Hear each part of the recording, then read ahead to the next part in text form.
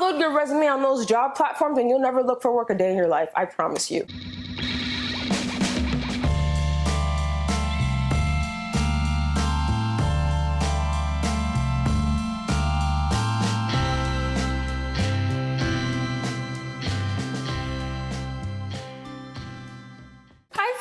Welcome back to my channel. If you're not already subscribed, make sure you hit that subscribe button and turn on post notifications so that you never miss a video. I post every single week. If you're not subscribed by now, what are you doing? You're missing out on the tips and tricks. Make sure you're also following me on Instagram and TikTok if you want to see everyday career advice. I talk a lot about my day-to-day as well as just giving random tips. This video actually was generated from a shorter clip that I made on TikTok talking about tips people need to know when applying for jobs. So make sure you stick around and watch the entire video. I think when looking for a job, a lot of people make assumptions that actually end up hurting them. There are certain jobs that will say preferred or required, and you'll start to think that you're not qualified for it. So that's why I wanted to make this video to talk about 4 main things you need to be thinking about when you're applying for a job.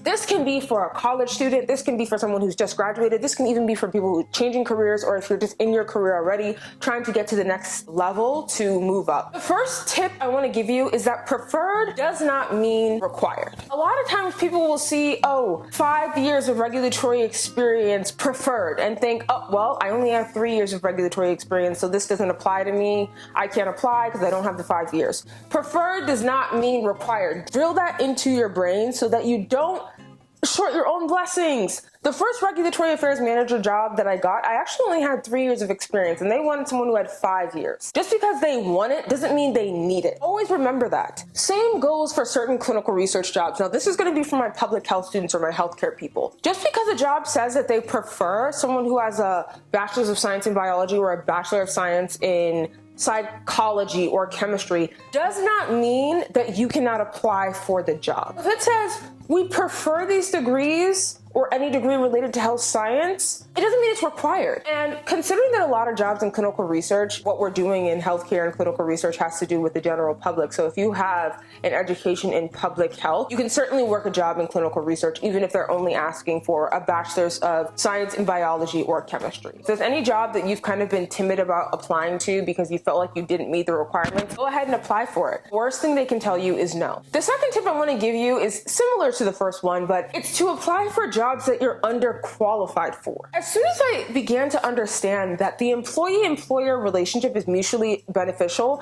the employer needs the employee to do the work, okay? Because if there's no employees doing the work, you don't have a company.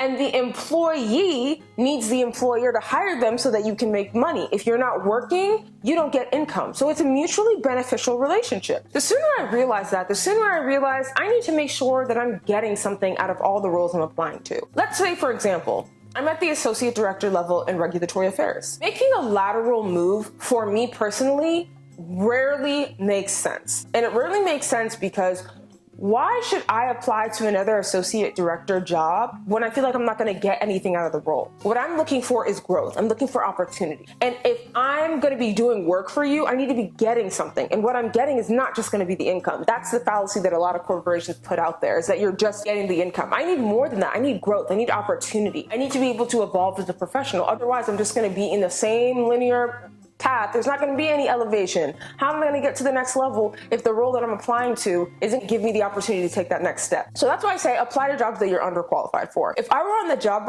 market right now, I would be applying to director level jobs, because when I go into my next role, I want to be challenged. I want to feel like I'm working towards something, even though I may not be at the director level yet. With my associate director knowledge and experience, I'm working and growing and feeling challenged in my current role as a director. So apply for the jobs that you're underqualified for. You know yourself better than anyone else, and if you feel like you can't take on the next level, then don't do it yet. But don't feel afraid to apply to jobs you're underqualified for. Same thing goes for people who just graduated out of college. I think we graduated out of college and all these jobs say you need 4, 5, 6, 7, 8, 9, 10 years of experience. First of all, did you know that when a job says you only need a high school degree and 4 years of experience, that's equivalent to having a bachelor's and 0 experience? So if you see see jobs like that, apply for it. You're not underqualified just because it asks for 4 years of experience. You went to school, you got the degree. The 4 years is interchangeable in a sense. The third tip I want to give is to search keywords on LinkedIn. I think people only search for job titles. So let's say someone searches business associate. Business associate is not the only job that you can get as a business graduate. There are so many other jobs. Just type business. Any LinkedIn post that has business in the body, business is a little bit vague though, to be fair, but any job title on LinkedIn that has business in it, it's going to show different job titles: business analyst, business associate, even analyst jobs, even job titles that don't have business in it. It's going to list out all the jobs that are applicable to the keywords that you search. Search public health, search pharmaceutical, search safety, search pharmacovigilance, search clinical research, search marketing, search music, search entertainment. All the jobs that are applicable to that keyword are going to come up, so you're going to be able to see what applies to what you're looking for. Number 4, I don't know if I've ever said this on my platform, but I generally don't apply to jobs. And I don't apply to jobs because I have my resume uploaded on 5 different job search platforms. I never take them down. I actually haven't updated my resume on any of these platforms probably in 3 years. Recruiters still reach out to me via email for contracts, for full-time opportunities, for contract to hire opportunities. Those platforms are Indeed, Career Builder, ZipRecruiter, Monster. I don't know if Glassdoor has the upload feature anymore, but Glassdoor is one of the other 5. And of course you have LinkedIn, where you can just hit the one easy apply button. But if you upload your resume to those platforms that I've just listed, and this is part of what my Career Savage job search strategy talks about, is available on my website. It's like, I think $5 or $10. But I tell you what to do when reaching out to recruiters, how often you should be changing your resume out and stuff like that. But essentially I'm giving you the keys right now. Upload your resume on those job platforms and you'll never look for work a day in your life. I promise you. I hope you guys found this video useful. Make sure you're following me on all social media platforms, and make sure you're subscribed to the Career Savage YouTube channel so that you never miss a video. Thanks so much for watching, guys.